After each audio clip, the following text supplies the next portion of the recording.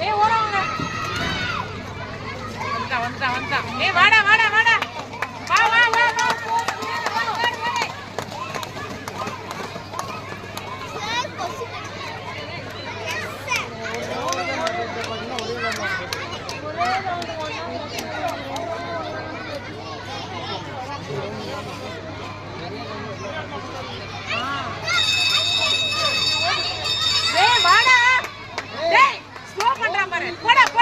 slow பண்ணாதடா அனிஷே போடா வேகமா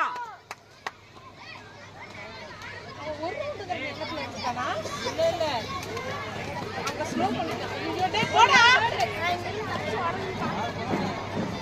brother கொஞ்சம் இருங்க